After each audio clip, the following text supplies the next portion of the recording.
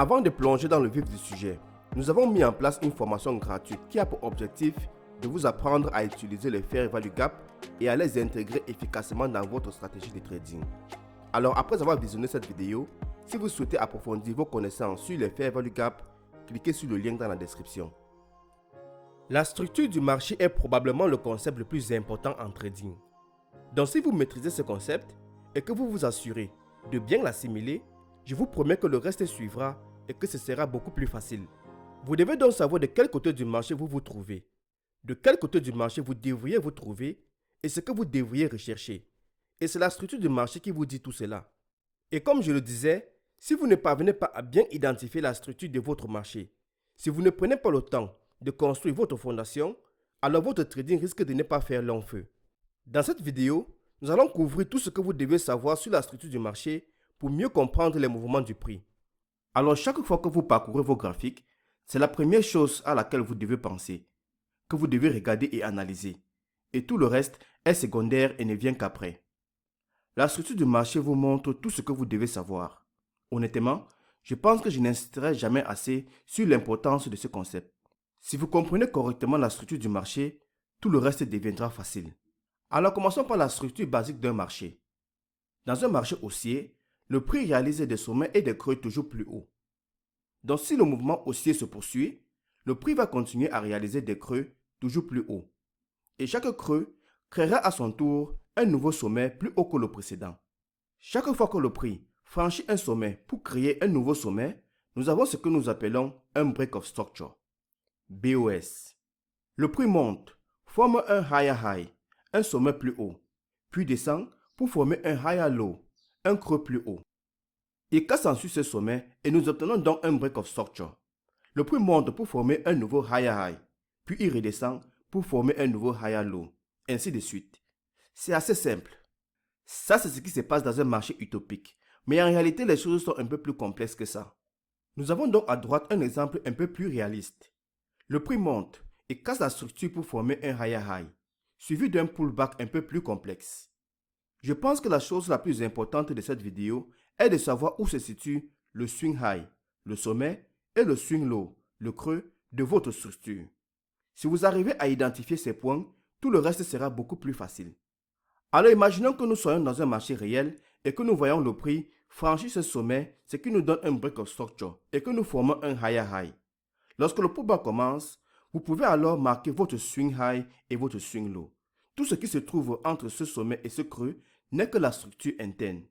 Alors tous les mouvements que le prix effectue entre ce higher high et ce higher low est juste un pullback complexe et le marché reste haussier tant que ce higher low reste en place.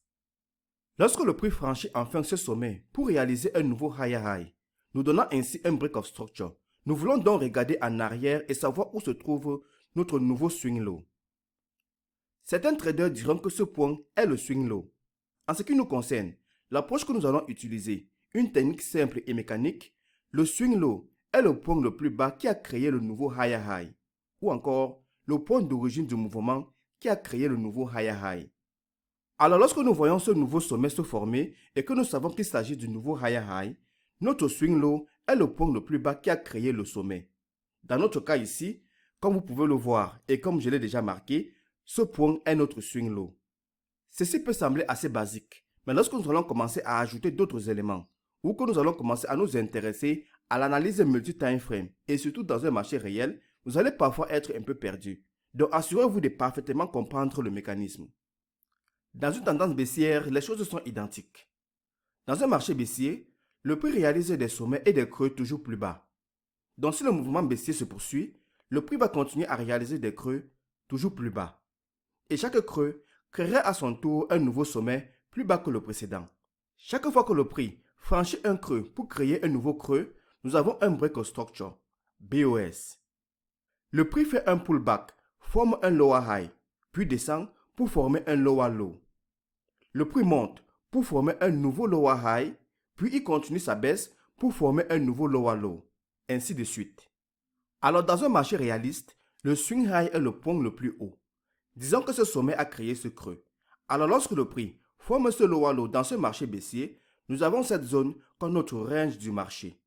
Donc le prix peut remonter aussi long qu'il le souhaite. Il peut aller jusqu'au lower high, Mais tant qu'il ne le franchit pas, tant qu'il ne forme pas un nouveau higher high, tant que ce lower high reste intact, alors nous sommes toujours dans un marché baissier et le prix peut alors continuer sa route jusqu'à la création d'un nouveau lower low. Encore une fois, tout ce qui se trouve entre ce creux et ce sommet est simplement la structure interne. Et enfin, le dernier point est encore une fois de plus quelque chose de très simple. Après un break of structure, nous devons toujours nous attendre à un pullback sur le même time frame. C'est assez simple, mais vous seriez surpris du nombre de traders sur le marché qui ne prennent pas en compte ce concept. Prenons un exemple. Disons ici, ils voient le prix franchir ces niveaux et créer un lower low. Et dès qu'ils voient le prix casser ces niveaux, ils commencent à envisager un trade short. Nous sommes en train de former un lower low. Nous sommes dans une tendance baissière et ceci est un signe que le marché est en train de pousser à la baisse. Donc ils prennent directement une position short. Mais en fait, ce que vous devez faire lorsque vous voyez pour la première fois ce break of structure, c'est de commencer à penser le contraire et de vous dire que maintenant, je m'attends à un pullback. Donc je dois prendre en compte ce mouvement et m'adapter en conséquence. Que vous souhaitiez trader le pullback ou gérer votre position. Passons maintenant au point suivant. Il s'agit aussi de quelque chose de très simple. Il s'agit du concept de strong et weak, high et low. Creux et sommet, fort et faible en français. La façon la plus simple de comprendre ce concept est de se demander quel est le rôle d'un creux ou d'un sommet. Eh bien, le rôle d'un swing low est de créer un swing high. Aussi simple que ça. Et le rôle d'un swing high est d'essayer de créer un lower low. Donc les creux veulent créer des sommets et les sommets veulent créer des creux. Dans un marché haussier, nous avons une série de strong low ou creux forts. Nous avons donc ici un strong low. Pourquoi? Parce qu'il a réussi à créer un sommet. Il a réussi à créer un higher high. Donc il a fait son travail. Maintenant, lorsque le prix retrace à partir de ce sommet, le point de départ du pullback, s'il ne réussit pas à franchir ce strong low, alors cela signifie qu'il s'agit d'un weak high, un sommet faible. Pourquoi? Parce qu'il n'a pas réussi à faire son travail, qui est de casser ce strong low et ainsi créer un lower low. Donc si vous prenez une position longue ici, vous pouvez cibler ce weak high.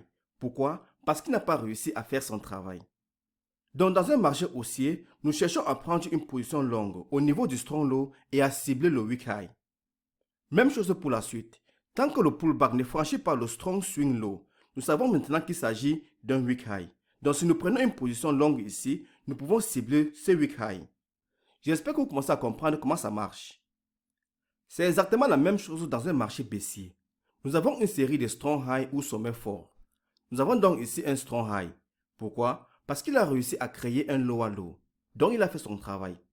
Alors lorsque le prix fera son pullback, si vous prenez une position short ici, vous pouvez cibler ce weak low, ce creux faible.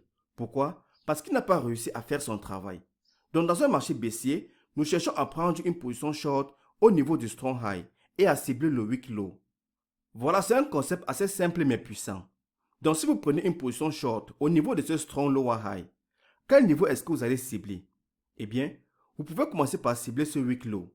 Pourquoi? Parce qu'il n'a pas réussi à éliminer le sommet. Il n'a pas fait son travail. Donc ce sommet est un strong high et par conséquent, si nous prenons une position short ici, nous allons cibler ce weak low et ainsi de suite. Donc notre objectif en tant que trader est de trader ces continuations. Notre but est donc d'essayer de saisir les higher low dans un marché haussier et les lower high dans un marché baissier. Nous voulons prendre les trades à partir d'ici et ensuite cibler ces weak low. C'est en quelque sorte la façon la plus simple de voir les choses. Alors comme je l'ai déjà dit, disons que nous nous trouvons dans ce range haussier. Nous avons eu ce break of structure et le prix est en train de redescendre. Nous savons qu'il s'agit ici d'un strong low parce qu'il a éliminé le sommet. Il a fait son travail. Donc en théorie, le prix peut redescendre jusqu'à ce creux. Mais comme il s'agit d'un strong higher low, le prix ne devrait pas le franchir. Cela nous permet d'élaborer des idées de trade à partir de ces éléments. Nous sommes donc assez confiants lorsque nous envisageons d'être long à partir d'ici et de cibler quoi? Cibler ce weak high. Pourquoi un weak high? Eh bien parce qu'il n'a pas fait son travail. Il n'a pas réussi à franchir le creux, il n'a pas réussi à créer un lower low. C'est un concept très simple qui vous donne une base très claire pour cartographier votre structure et savoir exactement où cibler. Passons donc maintenant au point suivant, le changement de tendance. Il est clair qu'une tendance haussière n'est pas éternelle. Une tendance baissière n'est pas non plus éternelle, surtout sur le marché d'échange. Nous avons donc ici un marché haussier. Le prix réalise des higher high et des higher low. À ce stade, ce creux est un strong low. Pourquoi? Parce qu'il a éliminé ce sommet et il a créé un higher high. Il a donc fait son travail. Mais à un moment donné, le prix va casser ce creux et former un lower low. Alors lorsque le prix a commencé à descendre, nous nous attendions à ce que ce niveau soit un strong low. Par conséquent, le prix devrait rebondir et la tendance haussière devrait se poursuivre. Mais ce n'est pas le cas dans cet exemple. Nos perspectives haussières ne se sont pas concrétisées et le prix a maintenant formé ce lower low. Nous sommes donc maintenant dans un marché baissier. Dès que nous franchissons ce niveau et que nous créons un lower low, pour moi, nous sommes désormais dans un marché baissier. Pour certains traders, ce qu'ils veulent voir pour confirmer un changement de tendance, c'est à la fois un lower low et un lower high. La raison est que le prix peut former un lower low, mais il peut s'agir d'un faux breakout. Puis, le prix continue à la hausse. Et rappelez-vous, nous ne savons pas où ce lower high sera jusqu'à ce que le prix casse ce creux. Personnellement, je n'ai pas besoin de temps de confirmation. Pour simplifier mon trading, dès que nous avons ce lower low, ce swing lower low, je considère qu'il s'agit d'un changement de tendance. Et ensuite, je commence à anticiper la formation d'un lower high pour continuer le mouvement baissier. Donc, lorsque ce lower low se forme, si on considère le concept de strong et weak high et low, que s'est-il passé? Eh bien, un strong low a été franchi. Par conséquent, ce niveau devient un strong high, car il a fait son travail. Il a créé un lower low. Alors, lorsque nous avons ce changement de tendance et que le prix commence à remonter, nous pouvons maintenant construire des idées de trade autour de cela. Nous pouvons commencer à envisager une position short, car nous savons que le prix ne devrait pas en théorie franchir ce niveau, ce nouveau strong high. Et si nous prenons une position short ici, quelle est notre cible? Eh bien, au minimum, nous voulons cibler ce weak swing low. Pourquoi est-il un weak swing low? Parce qu'il n'a pas réussi à faire son travail. Il n'a pas réussi à franchir ce sommet. Il s'agit donc de quelque chose de très simple, mais c'est une approche qui vous permet de construire une base solide pour votre trading. Maintenant, notre concept suivant est ce qu'on appelle le change of character, CHOC. Personnellement, je n'aime pas vraiment ce terme. C'est juste un nom un peu fantaisiste et qui est très similaire à un changement de tendance. Mais ce n'est pas la même chose. Pour un changement de tendance, nous voulons que les swing high et swing low soient éliminés. Pour un change of character, il n'est pas nécessaire que ce soit les niveaux de la structure principale. Il peut s'agir simplement de la structure interne. C'est donc essentiellement le premier signe de faiblesse ou le premier signe de force d'une tendance. Généralement, nous appliquons ce concept à la structure interne, entre les swing high et les swing low. C'est ce que nous appelons donc un changement de structure. Et bien sûr, à un moment donné, cette série de lower low et lower high, éventuellement, le prix va franchir ce niveau et former un premier higher high. Et c'est ce que nous appelons un change of character. Il s'agit essentiellement d'une structure haussière qui bascule vers une structure baissière, et vice-versa. C'est donc un changement de tendance, mais de la structure interne. Nous avons donc ici un exemple d'utilisation du change of character. Donc si vous regardez ce schéma, le prix réalise un swing high. Il descend pour former un swing low. Ensuite, nous avons un break of structure pour former ce higher high. Lorsque nous avons un break of structure, à quoi devons-nous nous attendre? Nous nous attendons à un pullback sur ce time frame. Alors comment savoir quand ce pullback est sur le point de commencer? Il y a plusieurs choses que nous pouvons utiliser. Par exemple, les zones de supply and demand, la liquidité, les figures chartistes et les autres choses que nous aborderons dans les autres vidéos. Mais pour cette vidéo, nous voulons nous contenter d'examiner la structure. Alors comment savoir si le mouvement haussier est terminé et que le pullback est sur le point de commencer? Eh bien, c'est là que le change of character devient vraiment pratique. Nous avons donc ici une seule impulsion haussière. Nous évoluons donc dans ce nouveau range et nous voulons savoir si nous pouvons trader ce pullback. Donc si nous voyons ce petit creux ici être éliminé et que nous avons ce premier signe de faiblesse, ce change of character, où ce creux est éliminé et nous avons ce lower low interne. La structure interne est désormais baissière, ce qui est maintenant en phase avec ce que nous cherchons, qui est de trader le pullback. Donc nous pouvons maintenant commencer à chercher des opportunités short pour trader ce pullback. Maintenant, comment savoir si le pullback est terminé et que le higher low est susceptible de se former? Nous pouvons chercher à identifier un change of character haussier. Donc lorsque ce lower high interne est éliminé, nous avons ensuite un higher high interne qui se forme. Et aussi, n'oubliez pas que pendant tout ce temps, la structure principale est toujours haussière. Rien n'a changé. Nous observons simplement la structure interne. Tout ce qui se trouve dans cette zone est donc simplement de la structure interne. Et nous cherchons à savoir quand on passe de baissier à haussier, ce qui nous permet de savoir quand le pullback commence et quand le pullback est terminé. Et lorsque nous avons cette structure interne haussière, Nous avons un change of character et nous pouvons maintenant chercher à prendre une position longue et cibler quoi? Cibler ce weak high. Pourquoi est-ce un weak high? Eh bien parce qu'il n'a pas réussi à faire son travail. Il n'a pas réussi à franchir le swing low. Donc pour garder les choses simples, nous cherchons un change of character interne pour nous aider à savoir quand cette impulsion haussière est terminée et quand nous pouvons commencer à anticiper le pullback. Et lorsque nous pouvons estimer que le pullback est terminé et que nous pouvons commencer à anticiper la formation du higher low pour commencer à cibler le prochain swing high. Voilà, j'espère que c'est assez compréhensible. Alors ce que je veux ajouter, c'est que les change of character ne sont pas le Saint Graal. Ils vous donnent juste des signaux et vous devez les associer à d'autres éléments que nous allons voir dans les prochaines vidéos. Notre concept suivant est la notion de premium et discount. L'idée derrière le concept de premium et discount est simplement d'acheter bas et vendre haut. En gros, tout se résume à la façon dont une entreprise normale fonctionnerait dans le monde réel. Une entreprise va vouloir acheter ses marchandises à bas prix et les revendre à ses clients à un prix plus élevé que celui auquel elle les a achetées, ce qui lui permettra de réaliser des bénéfices. C'est donc exactement la même chose. Nous gérons une entreprise et les produits que nous achetons et que nous vendons sont tout simplement de la monnaie. Et nous voulons faire exactement la même chose. Nous voulons acheter à bas prix et vendre à un prix élevé. Ce concept est donc très simple. Il s'agit exactement du même exemple de price action que celui que nous venons de voir. Sauf que j'ai ajouté cette zone de premium et de discount qui va du creux au sommet. Donc pour tracer la zone de premium et discount, si nous sommes dans un marché haussier, vous marquez votre swing low et votre swing high pour savoir dans quel range vous vous trouvez. Vous tirez ensuite l'outil du swing low jusqu'au swing high. Aussi simple que ça. Alors la partie du haut est la zone premium. C'est là que le prix est le plus élevé. Et souvent, le prix a tendance à faire un pullback au-delà du niveau d'équilibre. Le niveau d'équilibre est donc principalement le niveau de 50%. Donc une fois que nous sommes en dessous de ce niveau d'équilibre, nous sommes dans la zone de discount. Donc n'importe où dans cette zone bleue, en dessous des 50%, nous avons des prix bon marché. Tout ce qui se trouve au-dessus, la zone premium, les prix sont élevés. Si nous prenons donc cet exemple, nous avons ce premier change of character qui annonce le début du pullback. Puis nous avons le signal haussier ici. Donc lorsque nous voyons ce change of character haussier et que nous avons ce pullback, nous pouvons commencer à chercher un point d'entrée. Comme vous pouvez le voir, la raison pour laquelle nous utilisons cet outil est qu'il accroît notre probabilité de réussite. Donc si nous cherchons à acheter, le mieux c'est d'attendre que le prix descende jusqu'au niveau de la zone discount.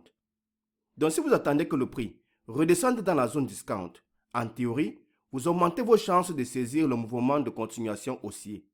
Mais vous n'êtes pas obligé d'attendre, car parfois le prix ne reviendra pas jusqu'au niveau d'équilibre ou la zone discount. Il fera juste un léger pullback et continuera son chemin. C'est donc une stratégie que vous devez tester vous-même. Vous devez faire des backtests et collecter des données. Cela dépendra évidemment de votre style de trading, de votre degré de prise de risque, des paires que vous tradez, etc. Nous allons maintenant voir le concept de multi-time frame. La notion de multi-time frame est l'un des concepts les plus compliqués à maîtriser. Analyser un graphique en utilisant plusieurs time frames est quelque chose qui nécessite un certain niveau de compétence ainsi qu'une compréhension parfaite des mouvements du prix. Alors une chose importante à retenir est qu'une impulsion ou un pullback sur le time frame supérieur ou higher time frame en anglais est une tendance à part entière sur le time frame inférieur ou lower time frame en anglais. Par exemple, une impulsion sur le time frame journalier est une tendance sur le time frame H4 ou encore H1. Alors chaque fois que le pullback ou la continuation sur le time frame supérieur va vouloir commencer, le time frame inférieur va devoir changer de tendance pour faciliter le mouvement du time frame supérieur. Dans ce nouvel exemple, nous avons 3 time frames. Nous avons également les zones de premium et discount pour nous permettre de savoir à quel niveau se trouve le prix. Alors dans cet exemple, vous pouvez voir comment nous mettons ensemble 3 time frames pour réaliser une analyse jusqu'à la prise de position. Nous avons pris comme exemple de time frame le H4, le M15 et le M1.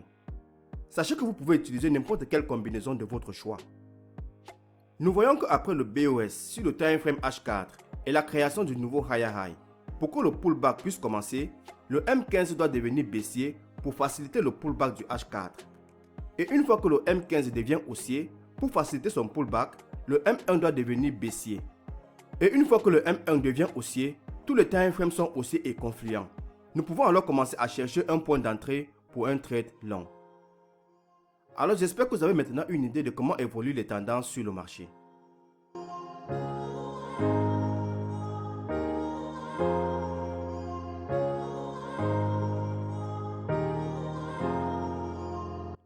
En tant que trader particulier, nous sommes parfois absorbés par notre analyse technique en regardant les graphiques pour certains toute la journée.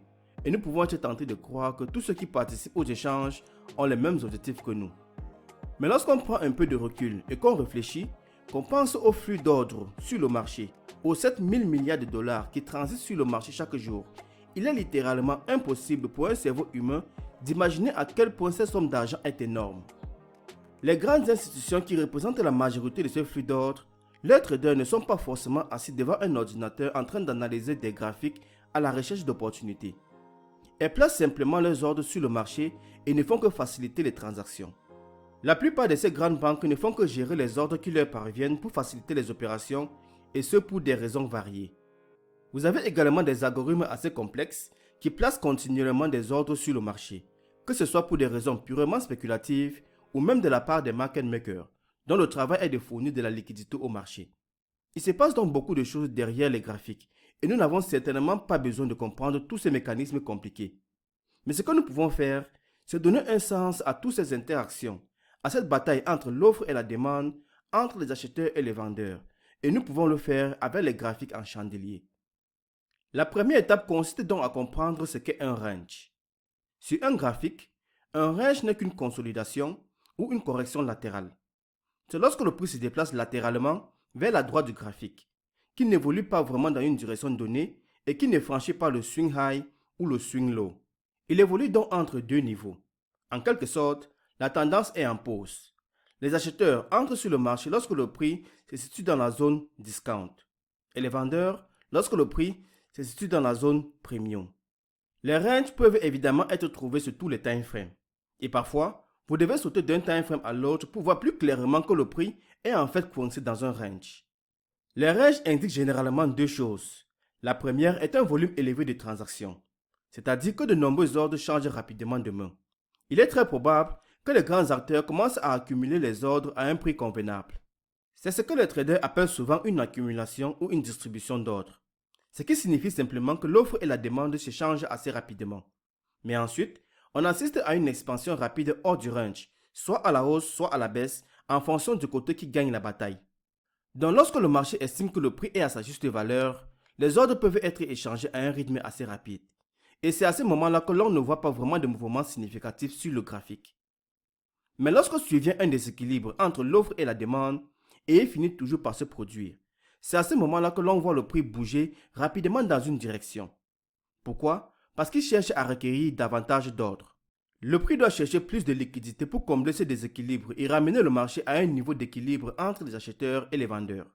Le prix formera alors un autre range, jusqu'à ce que le prochain déséquilibre se produise, ce qui amènera le prix à sortir de ce range et à chercher plus d'ordres pour combler ce déséquilibre.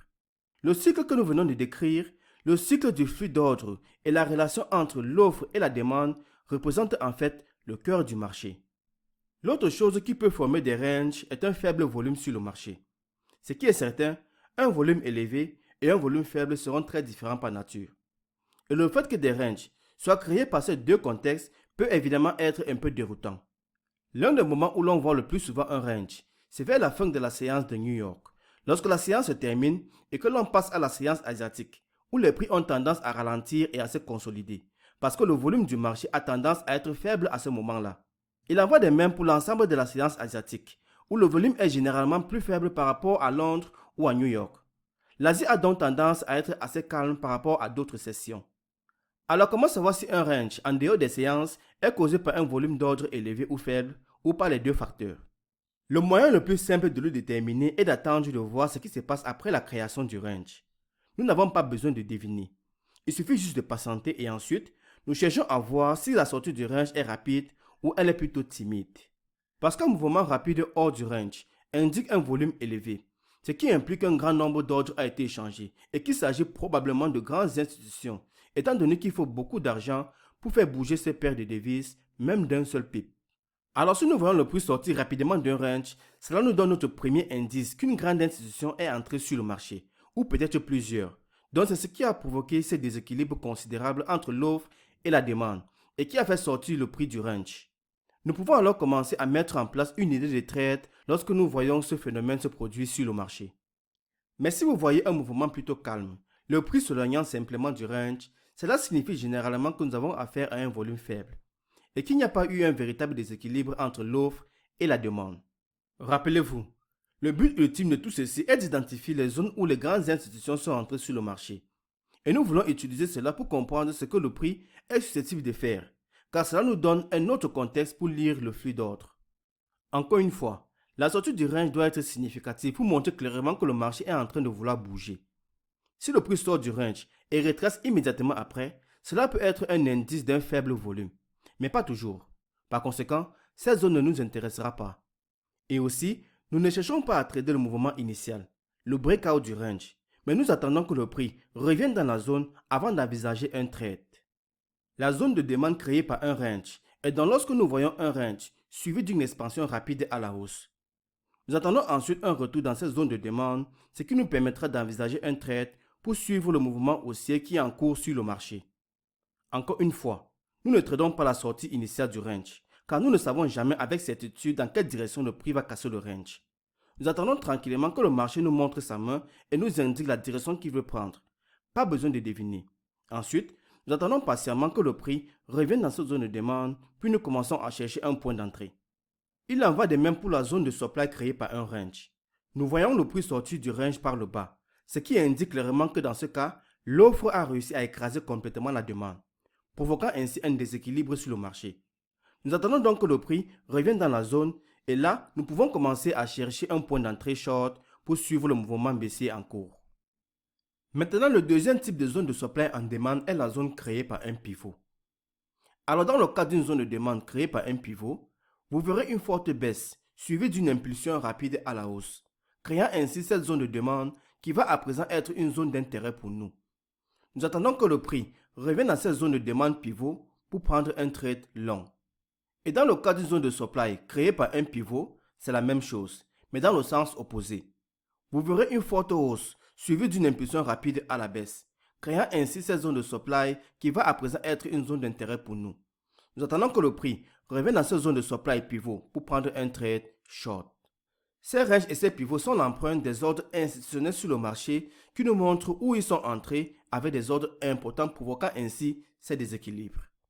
Nous n'avons pas besoin de deviner. Nous attendons simplement que le breakout se produise pour créer ces zones de supply ou demande, puis nous attendons le retour dans la zone en question. Nous cherchons ensuite des entrées potentielles une fois que le prix atteint ce niveau, parce que la probabilité, pas une certitude, mais la probabilité que le prix réalise le même mouvement après avoir exécuté les ordres restants à ce niveau de prix est grande. Et cela nous donne une excellente opportunité de surfer sur les entrées et sorties de ces grands fonds institutionnels qui provoquent ces énormes déséquilibres et donc ces énormes mouvements sur lesquels nous pouvons capitaliser. Nous aborderons bien sûr les entrées de façon beaucoup plus détaillée et la façon dont nous utilisons le time frame inférieur pour confirmer, affiner, etc. Mais pour l'instant, tout ce que je veux que vous compreniez et tout ce à quoi je veux que vous pensiez, c'est comment ces zones sont créées, comment elles se forment sur le marché et ce qu'elles représentent. Maintenant que vous comprenez comment ces zones sont créées, les zones créées par un range et les zones créées par un pivot, comment les identifier et les tracer sur nos graphiques. Comme vous pouvez le voir ici avec les bougies, il s'agit d'une zone créée par un range. Nous traçons notre zone de manière à couvrir l'ensemble du range. Nous traçons donc simplement notre zone pour couvrir l'ensemble du range et nous allons du point le plus bas au point le plus haut du range avant que le prix ne casse brusquement le range. Et c'est exactement la même chose, qu'il s'agisse d'une zone de supply ou d'une zone de demande. Pour la zone de demande créée par un pivot, nous traçons la zone à partir des bougies baissières, qui sont ensuite avalées par la bougie haussière qui annonce l'entrée des acheteurs sur le marché. C'est ce que nous appelons parfois le sell to buy. Pour la zone de supply créée par un pivot, nous traçons la zone à partir des bougies haussières, qui sont ensuite avalées par la bougie baissière qui annonce l'entrée des vendeurs sur le marché. C'est ce que nous appelons parfois le buy to sell. Voilà donc à quoi ressemblent ces deux zones lorsque nous les traçons sur nos graphiques en chandelier. Qu'une zone soit une zone de supply ou une zone de demande, elle sera toujours déterminée par la direction dans laquelle le prix sortira du range. Donc si le prix sort du range ou du pivot vers le haut, cela est causé par la demande, ce qui nous donne une zone de demande. Et si le prix sort du range ou du pivot vers le bas, cela est dû à l'offre, ce qui nous donne une zone de supply. Mais ce qui détermine si ces zones sont des zones de continuation, c'est essentiellement la direction dans laquelle le prix s'est déplacé avant la création de la zone. Donc pour qu'une zone de demande soit une zone de continuation, le prix devrait être haussier et se déplacer à la hausse avant que la zone ne soit créée. Et lorsque le prix sort du range par le haut, il s'agit d'une continuation de la tendance haussière. Pour qu'une zone de supply soit une zone de continuation, le prix devrait être baissier et se déplacer à la baisse avant que la zone ne soit créée. Donc lorsque le prix sort du range par le bas, il s'agit simplement d'une continuation de la tendance baissière. C'est pareil pour les zones créées par un pivot. Donc pour qu'une zone soit considérée comme une zone de retournement, cela dépend uniquement de la direction dans laquelle le prix évoluait avant la création de la zone. Dans le cas de la zone de demande, si le prix était baissier et évoluait à la baisse, puis les acheteurs sont entrés sur le marché, provoquant un mouvement haussier. Il s'agit alors d'un retournement par rapport à la tendance baissière précédente. Cette zone de demande devient donc une zone de retournement. Donc dans le cas de l'offre, si le prix était haussier et évoluait à la hausse avant la formation du range ou du pivot, alors lorsque les vendeurs entrent sur le marché poussant le prix à la baisse, il s'agit d'un retournement de tendance par rapport au précédent mouvement haussier. Encore une fois, pour résumer rapidement les choses, nous avons deux principaux types de zones. Les zones de supply and demand créées par un range et les zones de supply and demand créées par un pivot. Le range et le pivot sont essentiellement les deux principaux types de zones. Mais une zone créée par un pivot peut également être juste une bougie. Il n'est donc pas nécessaire qu'elle soit composée de plusieurs bougies. Et vous pouvez également avoir ce que l'on appelle fractal zone en anglais ou une zone fractale en français. Nous en reparlerons plus en détail dans quelques minutes. Cependant, il s'agit simplement d'affiner la bougie jusqu'à la mèche, car celle-ci sera une zone sur un time frame inférieur. Voici donc à quoi ressemblent ces quatre types de zones de supply dans le cadre d'une continuation de tendance. Et voici à quoi ressemblent ces quatre types de zones de supply dans le cadre d'un retournement de tendance. Il s'agit donc toujours d'une zone de supply quoi qu'il arrive, parce que le prix est sorti par le bas. Mais ce qui détermine s'il s'agit d'une continuation ou d'un retournement dépend encore une fois de la direction dans laquelle le prix évoluait avant la création de la zone. Nous avons donc vu à quoi pouvaient ressembler ces quatre zones, qu'il s'agisse d'un range entier avec plusieurs bougies ou d'un pivot avec juste quelques bougies ou une seule bougie. Et enfin, vous pouvez affiner votre zone pour prendre en compte uniquement la mèche. Mais aussi ces quatre zones peuvent également être affinées à partir d'un seul range. Donc si vous identifiez ce range à gauche de votre écran, vous pouvez tracer votre zone à partir du range entier en partant de la mèche la plus basse jusqu'à la mèche la plus haute du range. Mais vous pouvez aussi affiner ce même range jusqu'aux deux dernières bougies haussières avant la bougie d'avalement baissière. Vous pouvez ensuite prendre ce pivot et l'affiner encore davantage pour ne prendre en compte que la dernière bougie du pivot à l'intérieur du range. Et enfin, si vous voulez encore plus de précision, vous pouvez tracer la zone de supply à partir de la mèche de la dernière bougie haussière de ce pivot à l'intérieur du range.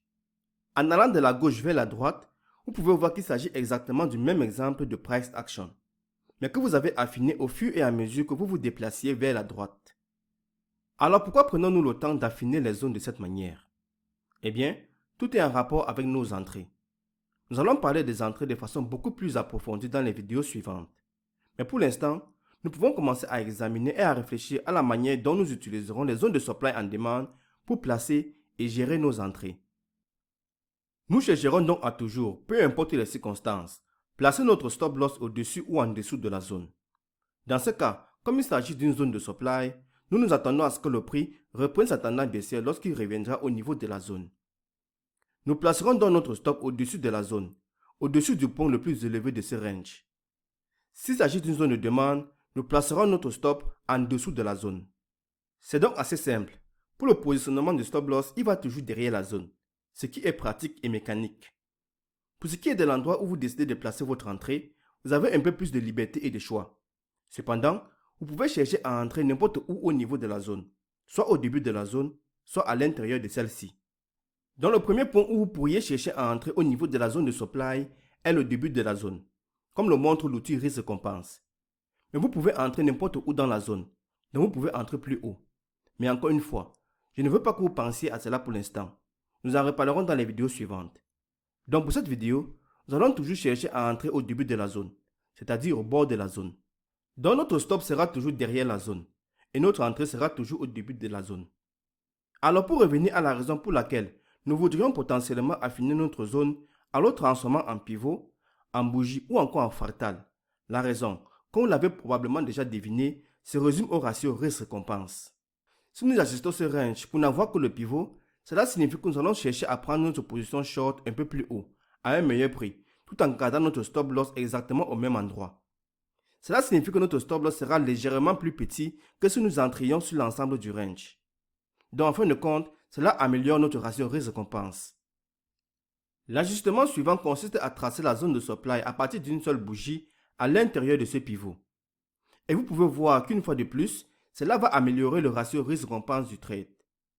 Et enfin, en ajustant toute la zone de supply uniquement à la mèche, nous obtenons un ratio risque-récompense potentiellement encore plus élevé. Vous vous demandez sans doute que si l'ajustement fractal nous donne un meilleur ratio risque-récompense, pourquoi ne pas simplement tracer notre zone de cette façon? Pourquoi s'embêter à tracer une zone beaucoup plus large couvrant l'ensemble du range? Eh bien, pour être honnête, c'est une très bonne question. La raison est qu'il n'y a absolument aucune garantie que le prix va remonter jusqu'à ce point pour vous permettre de prendre votre position. Donc, plus vous affinez une zone, plus vous améliorez la précision de votre entrée, ce qui vous permet d'obtenir un meilleur retour sur investissement. Mais cela augmente également la probabilité que votre position ne soit pas exécutée et vous risquez de rater des opportunités par rapport à ceux qui n'ont pas ajusté leur zone. Évidemment, il n'y a pas de bon ou de mauvais choix. Cela dépend entièrement de chaque trader. Vous devez choisir ce qui vous semble le plus pertinent, ce qui vous convient le mieux, ce qui correspond le plus à votre personnalité et en fin de compte, ce qui est le plus facile à gérer pour vous sur le plan psychologique. Nous allons maintenant examiner d'autres exemples de fractales que nous pouvons utiliser comme zone valide sur le marché. Nous avons donc une zone de supply créée par un range et une zone de supply créée par un pivot. Et jusqu'à présent, nous avons vu les choses sous l'angle d'un seul time frame. Maintenant, je veux que vous commenciez à penser à l'utilisation de plusieurs time frames et la façon dont ces différents time frames peuvent interagir entre eux lorsque nous sautons d'un time frame à l'autre. Si nous regardons la zone de supply créée par un range à gauche, supposons un instant qu'il s'agisse d'un graphique 1 heure. Nous traçons donc notre zone de supply sur l'ensemble du range sur le graphique 1 heure. À présent, imaginez ce que cela donnerait sur votre graphique si vous passiez au time frame 4 heures.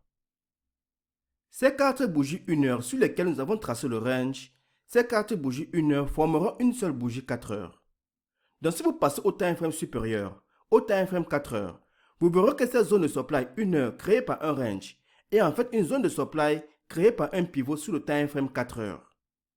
C'est un peu complexe, mais vous pouvez voir que sur le 1 heure, vous avez 4 bougies. Et si vous passez au time frame 4 heures, cela deviendra une seule bougie 4 heures. Donc si vous voyez une zone créée par un range, au fur et à mesure que vous remontez les time frames, elle sera alors affinée à quelques bougies ou même à une seule bougie. Donc ce range du time frame inférieur sera très probablement juste une bougie du time frame supérieur. Les ranges et les pivots sont donc les deux principales manières de considérer les zones de supply en demande.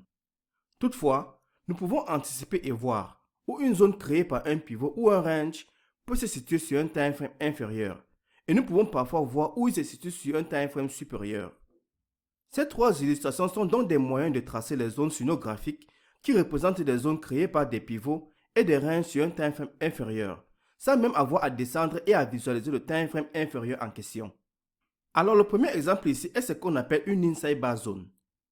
Une inside bar est tout simplement une bougie qui ne casse ni le haut ni le bas de la bougie précédente. Vous pouvez donc constater que dans ces deux exemples d'inside bar, que la bougie blanche ne casse ni le haut ni le bas de la bougie précédente. C'est pourquoi on l'appelle une inside bar, parce qu'elle se forme à l'intérieur du plus haut et du plus bas de la bougie précédente. Alors ce que cela signifie, c'est que lorsque l'inside bar se forme, cela se traduira par un range sur un time frame inférieur, parce qu'elle ne casse ni le plus haut ni le plus bas de la bougie précédente. Il s'agit donc d'un range entre les deux points, et c'est exactement ce que l'inside bar représente, un range sur un time frame inférieur. Donc lorsque le prix casse ce range avec la bougie suivante, nous aurons alors la création de notre zone, car il y a désormais un déséquilibre entre les acheteurs et les vendeurs lorsque le prix sort de ce range sur le time frame inférieur. Mais nous pouvons voir tous les mouvements du time frame inférieur en comprenant simplement ce qu'est une inside bar. Une inside bar peut être baissière ou haussière. Cela n'a pas vraiment d'importance en termes de supply en demande. C'est pourquoi j'ai délibérément choisi la couleur blanche pour la bougie dans les deux exemples afin de clarifier ce point. Donc peu importe que la bougie soit haussière ou baissière, tout ce qui compte, c'est qu'elle ne casse pas le plus haut ou le plus bas de la bougie précédente. Et cela indique qu'il s'agit d'un range sur un time frame inférieur. Qu'est-ce qui détermine alors si cette inside bar est une zone de supply ou de demande? Ça n'a rien à voir avec la couleur de la bougie, qu'elle soit haussière ou baissière, mais plutôt avec ce qui va se passer après. Le prix casse-t-il le range du time frame inférieur par le haut? Si c'est le cas, cette inside bar est une zone de demande. Ou si le range du time frame inférieur est cassé par le bas, alors cette inside bar est une zone de supply. Donc lorsque vous regardez les fractales en général, si vous vous posez la question de savoir comment cette série de bougies se sont formées, cela devrait vous aider à mieux comprendre ce qui est en train de se passer sur un time frame inférieur. Donc pour l'inside bar, vous pouvez voir que le prix s'est déplacé dans une direction, puis il a fait une pause. Il a échoué à casser le plus haut et le plus bas de la bougie précédente. Donc il est sûrement dans un range sur un time frame inférieur. Et ensuite, le prix casse avec la bougie suivante. Maintenant dans l'exemple suivant, nous avons ce qu'on appelle Sell to Buy Wicks et Buy to Sell Wicks. Bon, je ne vais pas essayer de traduire en français parce que ça n'aura aucun sens. Si nous regardons l'exemple du Sell to Buy Wicks en haut, il s'agit d'une zone de demande de continuation. Donc si nous nous demandons comment cette bougie se forme, eh bien, le prix était initialement haussier. Donc il s'est déplacé vers le haut avec cette première bougie. Ensuite, vous pouvez voir que la bougie fait un léger pullback parce qu'elle laisse une petite mèche en haut. Et la bougie clôture là où le corps de la bougie se termine. Donc nous avons une bougie haussière. Mais la bougie suivante s'ouvre à l'endroit où la bougie précédente a clôturé. Puis le prix a continué à baisser légèrement. Il est donc toujours en train de baisser depuis la formation de la mèche initiale.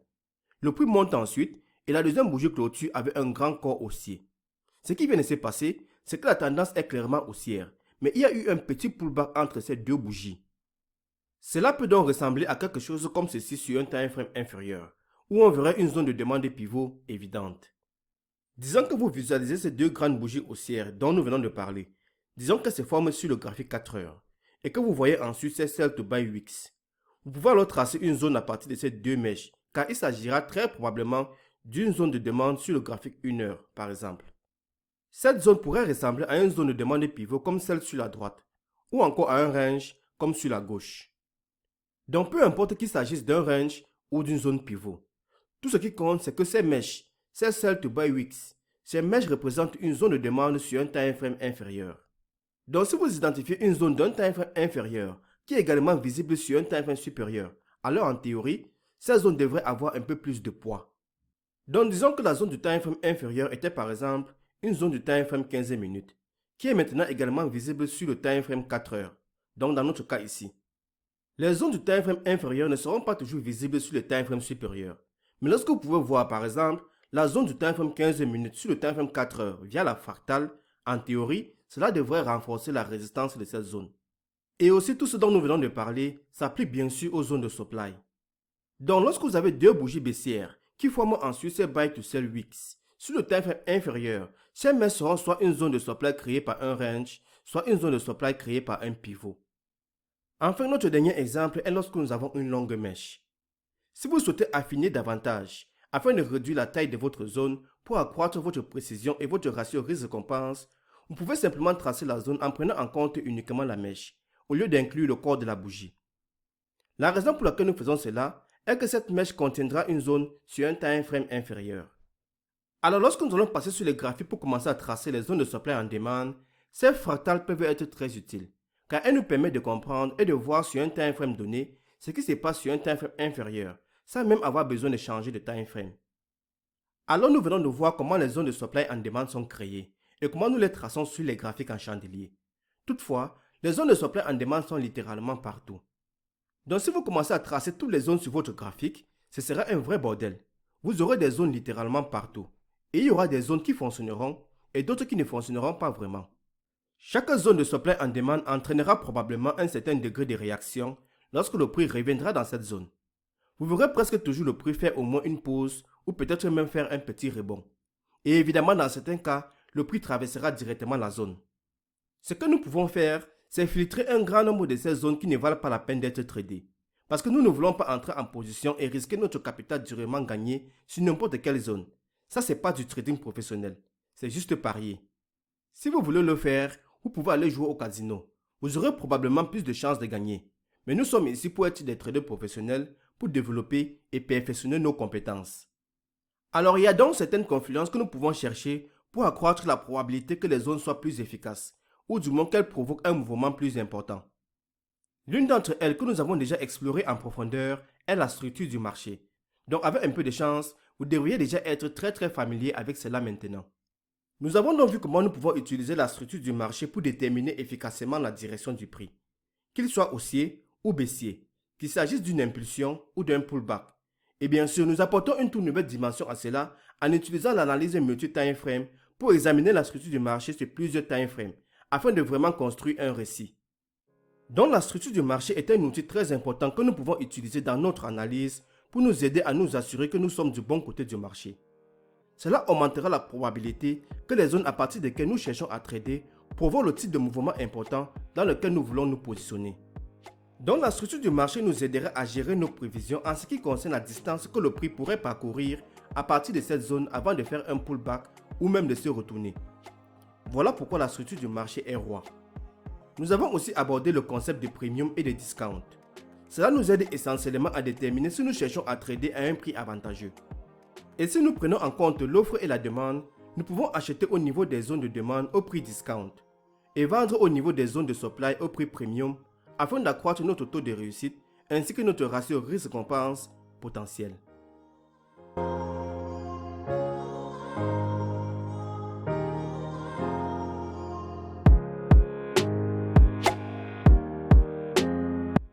La liquidité est un concept que certains traders compliquent inutilement. Donc dans cette vidéo, nous allons essayer de simplifier cette notion au maximum. Nous allons couvrir tout ce que vous devez savoir sur le concept de liquidité pour mieux comprendre les mouvements du prix. Alors si vous souhaitez apprendre à trader dans les règles de l'art, abonnez-vous et activez la cloche de notification. Vous serez ainsi informé chaque fois que nous publions une nouvelle vidéo. Alors sans plus attendre, commençons. La liquidité est donc essentiellement la quantité de demandes et d'offres disponibles sur un marché donné. Aussi simple que ça. Il s'agit de la facilité avec laquelle un actif peut être échangé sans que cela n'affecte considérablement son prix. Alors ce diagramme illustre à quoi ressemble la liquidité sur le marché sous la forme d'un carnet d'ordre. Chacune de ces lignes représente un niveau de prix sur le marché. Si un marché est très liquide, il y aura des ordres d'achat et de vente à chaque niveau de prix, mais aussi un volume important à chaque niveau. Si vous avez déjà passé un ordre d'achat ou de vente sur le marché de l'euro-dollar par exemple, il est très probable que votre ordre ait été instantanément exécuté, car il s'agit d'un marché extrêmement liquide et il y aura toujours suffisamment de liquidité de l'autre côté de votre ordre, surtout si vous êtes un trader particulier et que vous ne tradez pas avec des milliards de dollars. En revanche, sur les marchés illiquides, il est probable qu'il n'y ait pas d'ordre d'achat ou de vente à certains niveaux de prix et que la quantité d'offres et de demandes à ces niveaux soit très faible. Dans un excellent exemple d'un marché illiquide serait le marché de l'immobilier. Si vous mettez votre maison en vente, il n'y aura pas instantanément quelqu'un qui frappera à votre porte, prêt à payer le montant exact que vous avez demandé. Il peut se passer des mois ou dans certains cas même des années avant de trouver un acquéreur. C'est donc un excellent exemple de marché illiquide. Mais sur le marché du Forex, le manque de liquidité est souvent à l'origine des gaps, que ce soit à la hausse ou à la baisse, afin d'exécuter l'ordre suivant au meilleur prix possible. Car n'oubliez pas que pour qu'un ordre d'achat sur le marché soit exécuté, il doit y avoir un ordre de vente équivalent de l'autre côté, et vice-versa. Pour qu'un ordre de vente sur le marché soit exécuté, il doit y avoir un ordre d'achat équivalent de l'autre côté, pour qu'une transaction puisse avoir lieu. Donc si vous tradez un marché illiquide, disons que vous placez un ordre d'achat de 7 millions de dollars, vous allez instantanément absorber toute la liquidité et le prix va continuer à monter jusqu'à ce que votre ordre ait été entièrement exécuté. Donc le prix est constamment à la recherche de liquidité pour rééquilibrer le marché. Donc lorsque nous voyons ces grands déséquilibres entre l'offre et la demande sur le marché, lorsque nous regardons ces zones sur notre graphique, nous ne faisons que visualiser ce processus sur le carnet d'ordre via le price action, via les chandeliers sur nos graphiques. Les mouvements du prix sont donc influencés par ce déséquilibre entre l'offre et la demande. Et le prix continue à bouger pour rechercher de la liquidité afin de rééquilibrer le marché et le ramener à sa juste valeur. Donc l'objectif de notre démarche avec l'analyse technique est essentiellement d'utiliser tous ces concepts sous la forme d'une approche mécanique pour lire ce qui se passe dans le carnet d'ordre via le price action sur nos graphiques. Donc nous utilisons la structure du marché pour nous aider à déterminer la direction du marché, pour savoir si le marché est haussier ou baissier, si nous tradons avec ou contre la tendance. Et nous utilisons l'outil Premium et Discount pour savoir à quel niveau se trouve le prix. Nous pouvons ensuite utiliser les zones de supply and demand ou les ordres blocs pour déterminer les endroits où des ordres importants sont entrés sur le marché, provoquant ainsi ces énormes déséquilibres et variations de prix.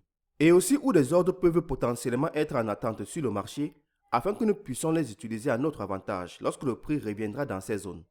Il y a un autre outil et un autre concept que nous pouvons utiliser pour nous aider à identifier où se trouvent les ordres sur le marché et vers où le prix pourrait se diriger. Et c'est bien sûr le concept de liquidité. La liquidité sur le marché agit essentiellement comme un aimant qui attire le prix. Car après ces importantes variations entre l'offre et la demande qui ont provoqué ces grands déséquilibres sur le marché, le prix est constamment à la recherche de cette liquidité dans laquelle il pourra puiser pour essayer de rééquilibrer le marché. Car le prix ne fait que deux choses. Soit il recherche de la liquidité, soit il rééquilibre le marché. Donc, identifier où se trouve la liquidité sur le marché peut évidemment nous être très utile dans notre analyse.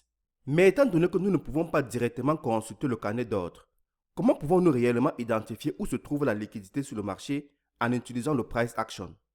Eh bien, nous avons trois principaux types de liquidité structurelle sur lesquels nous allons nous concentrer. Si nous regardons la structure swing, c'est-à-dire les sommets et les creux, ou même toute autre structure créée sur le marché. Une fois que cette structure a été créée, qu'il s'agisse d'un swing high, un sommet, ou d'un swing low, un creux, il est très probable que des ordres soient placés juste en dessous du swing low, ou juste au-dessus du swing high. Et ces ordres existent pour une multitude de raisons différentes.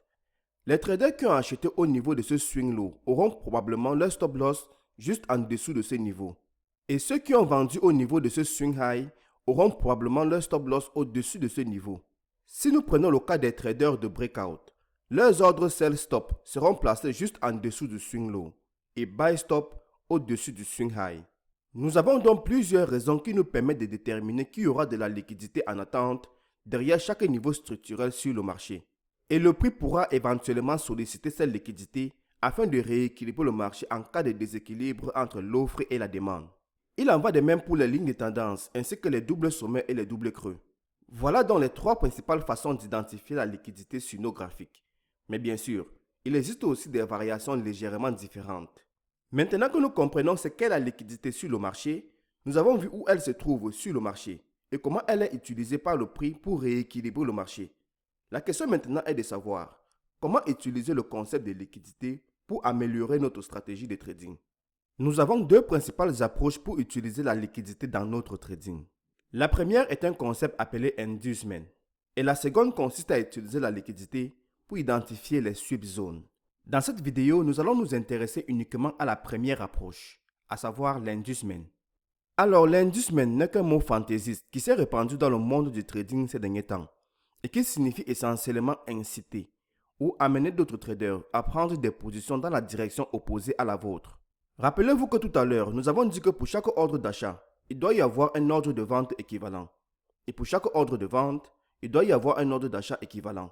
Donc, si vous êtes une grande institution qui a besoin de passer un ordre important sur le marché, vous voudrez évidemment le faire là où il y aura un volume important, donc une forte liquidité pour prendre l'autre sens de votre transaction. Sans quoi, vous risquez de subir un important slippage et d'être exécuté à un prix défavorable. Parcourons maintenant ensemble quelques exemples pour expliquer comment cette théorie peut fonctionner sur le marché. Alors, les doubles sommets et les doubles creux sont l'un des patterns les plus fréquents sur le marché. Mais on peut aussi avoir des triples sommets, etc. Mais le plus important est qu'il s'agit d'un niveau assez évident sur le marché, dont les traders vont constater que le prix n'a pas réussi à franchir ces niveaux à la hausse. Par conséquent, ils estiment qu'il s'agit d'un niveau de résistance important. Et donc ils vont prendre des positions short en espérant que le prix va baisser et qu'il ne pourra pas franchir ces résistances. D'autres traders verraient ces doubles sommets sur le marché, mais ils pourraient être plutôt haussiers dans l'ensemble.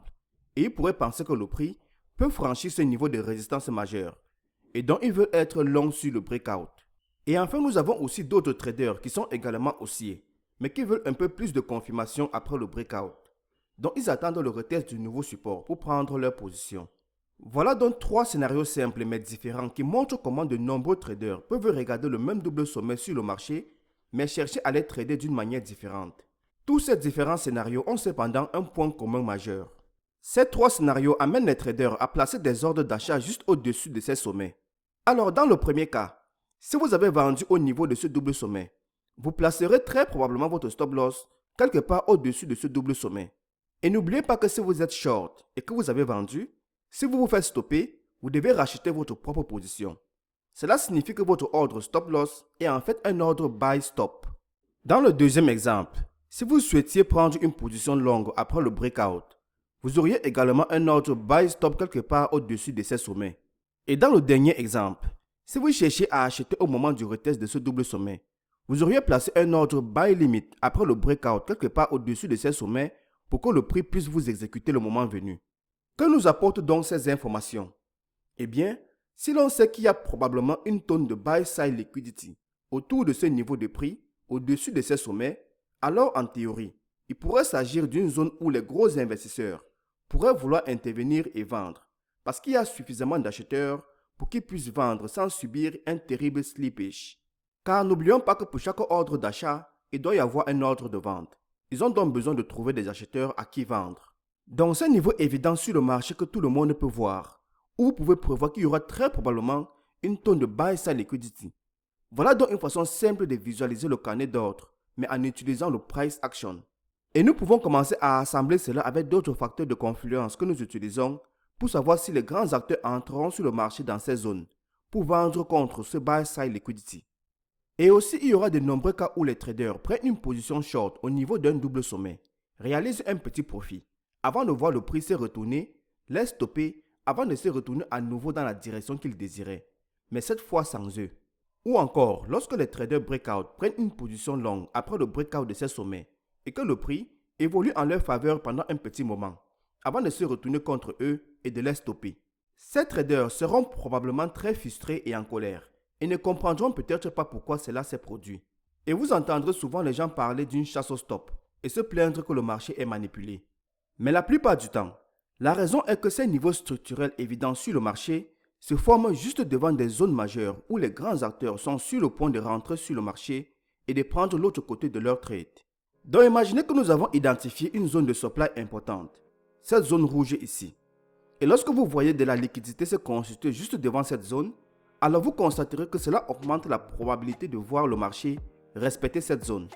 Maintenant, la théorie derrière tout cela, c'est que ces patterns sur le marché sont essentiellement créés dans l'unique objectif d'inciter les acheteurs ou les vendeurs à entrer sur le marché afin de créer la liquidité pour permettre aux grands acteurs d'acheter ou de vendre. En ce qui me concerne, je n'ai aucune idée ni aucune preuve de la véracité d'une telle affirmation. Mais pour être honnête, ça m'est complètement égal. Et la raison est que ce qui m'importe le plus, c'est de savoir si le concept fonctionne ou non dans la réalité. Voilà donc un bref aperçu de la notion d'inducement sur le marché.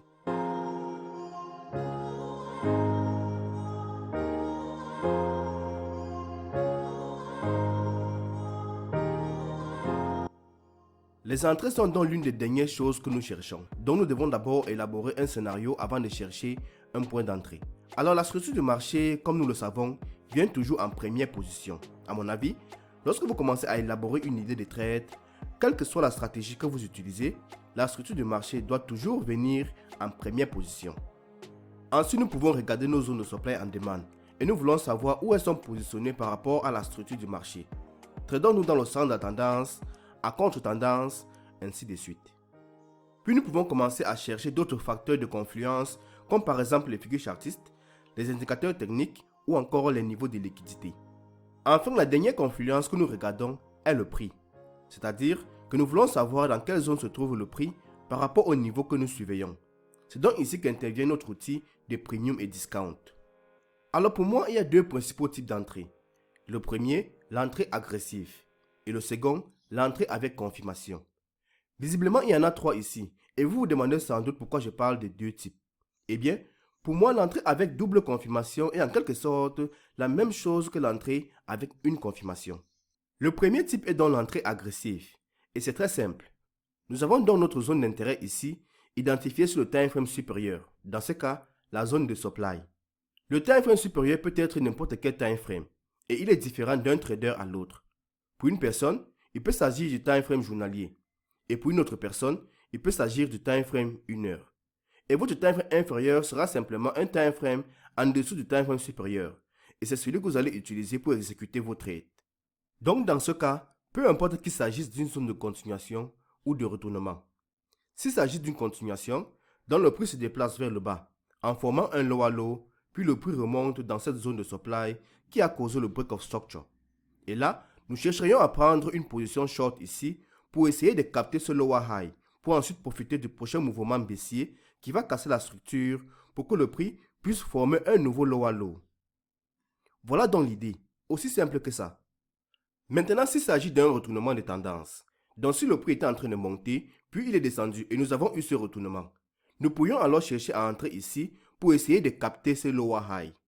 Donc peu importe qu'il s'agisse d'un retournement ou d'une continuation, ce qui rend cette entrée agressive, c'est que vous attendez juste que le prix remonte dans cette zone d'intérêt du time frame supérieur et vous placez un ordre limite, n'importe où dans cette zone, puis vous espérez que votre ordre va être exécuté et que le prix va se retourner en votre faveur. Nous aborderons plus tard dans cette vidéo comment vous pouvez entrer dans la zone. Mais pour l'instant, je veux juste que vous vous concentrez sur le fait que vous identifiez votre zone du time frame supérieur et que vous cherchez à entrer au niveau de la zone en plaçant votre ordre limite au niveau de la zone. Et c'est ce qui constitue votre entrée agressive. Et surtout, n'oubliez pas que votre stop doit toujours être derrière la zone et que votre entrée peut se faire n'importe où dans la zone. Et aussi, plus vous affinez la zone, plus vous obtenez un meilleur ratio risque-récompense, mais aussi vous augmentez la probabilité de ne pas être exécuté. Voilà donc notre entrée agressive. Une entrée avec confirmation ou une entrée avec double confirmation consiste essentiellement à passer à un time frame inférieur une fois que le prix entre dans votre zone d'intérêt du time frame supérieur. Dans ce cas, dès que le prix atteint la zone d'intérêt du time frame supérieur, nous avons une alerte qui se déclenchera. Nous passerons ensuite au time frame inférieur, notre time frame d'exécution, pour attendre que le prix change de tendance pour devenir baissier en phase avec notre time frame supérieur si nous cherchons à capter le lower high. Le prix est fractal, donc le time frame inférieur changera de tendance en premier et c'est ce que nous voulons voir ici. De cette façon, nous utilisons un peu plus de confirmation sur le time frame inférieur parce que nous voulons voir les vendeurs pousser le prix à la baisse. Nous attendons que la demande commence à affaiblir et que l'offre commence à prendre le contrôle. Et nous verrons d'abord sur le time frame inférieur si cette zone du time frame supérieur est susceptible de tenir ou pas. Donc si les vendeurs sont présents dans la zone et que nous envisageons une nouvelle impulsion baissière, nous la verrons d'abord sur le time frame inférieur. Voilà donc en gros tout ce que nous faisons. Alors pour résumer l'entrée avec confirmation, le prix entre dans notre zone du time frame supérieur. Nous passons à notre time frame d'exécution et nous attendons que le prix casse la structure à la baisse. Donc une entrée avec confirmation est lorsque vous avez ce premier BOS baissier, puis le prix remonte, dans notre cas ici, dans une zone de supply. Ensuite, nous cherchons à prendre une position short à partir de cette première zone de supply. Et là, ça sera votre entrée avec confirmation. Et comme son nom l'indique, une entrée avec double confirmation est lorsque nous avons un double break of structure. Nous avons donc ce premier BOS. Nous voyons ensuite le prix remonter dans cette zone de supply. Puis, nous avons un nouveau BOS. Et cette deuxième zone de supply est votre entrée avec double confirmation. Et techniquement, vous pouvez continuer le processus et vous aurez une entrée avec triple confirmation. Et ainsi de suite. Donc vous pouvez soit utiliser l'entrée avec une confirmation, soit attendre encore plus de confirmation pour avoir cette double confirmation. Alors voilà, c'est à peu près tout. C'est aussi simple que ça. Il n'est pas nécessaire de compliquer les choses plus que cela. Plus vous compliquez votre trading, moins vous avez de chances d'avoir une stratégie profitable. Et enfin, voici en quelque sorte les trois principales options que vous pouvez utiliser pour entrer dans cette zone. Donc que vous utilisez l'entrée agressive, l'entrée avec confirmation ou autre chose, une fois que vous avez choisi la zone ultime sur votre graphique et que vous êtes prêt à déterminer votre entrée et votre stop loss, voici donc les trois options à votre disposition. La première option est donc de toujours entrer au début de la zone. Maintenant, quelle que soit la façon dont vous entrez dans votre trade, le stop loss doit toujours être placé derrière la zone, quoi qu'il arrive. En ce qui concerne la prise de position, l'option la plus simple et celle que je conseillerais probablement à tous ceux qui débutent est de toujours entrer au début de la zone. Et la raison pour laquelle je le dis est simplement parce que cela va vous permettre de prendre un plus grand nombre de trades, car vous serez automatiquement exécuté lorsque le prix entrera dans la zone. Alors que si vous placez votre ordre au niveau du prix d'équilibre, le prix pourrait parfois ne pas atteindre ce niveau. L'autre option consiste à entrer au milieu de la zone, au niveau du prix d'équilibre, le niveau des 50%. Et c'est pourquoi il est utile de tracer vos zones en utilisant l'outil Fibonacci ou la boîte de gants. Et enfin, la dernière option consiste simplement à utiliser un stop loss fixe. C'est-à-dire que vous utilisez le même nombre de pips pour tous vos stop loss. Je ne recommande pas vraiment cette option aux traders débutants, car il faut avoir une certaine expérience et beaucoup de backtests pour savoir exactement combien de pips utiliser ainsi que le taux de réussite. Alors si vous êtes un débutant, essayez de garder les choses très simples. Soit vous entrez toujours au début de la zone, soit vous entrez au milieu de la zone. Et votre stop loss sera toujours évidemment juste derrière la zone. Voilà donc en quelque sorte les 3 principales options que vous pouvez commencer à explorer et à tester dans votre trading. N'oubliez pas, gardez les choses simples. Alors c'est tout pour cette vidéo. N'oubliez pas de vous inscrire à notre formation gratuite où nous abordons en détail et de manière approfondie la notion de Fair Value Gap. Le lien se trouve dans la description. Si vous avez aimé la vidéo, laissez-moi un j'aime, abonnez-vous et activez les notifications. Et aussi, dites-moi ce que vous en pensez dans les commentaires ci-dessous. Merci d'avoir regardé et rendez-vous dans la prochaine vidéo. À très bientôt.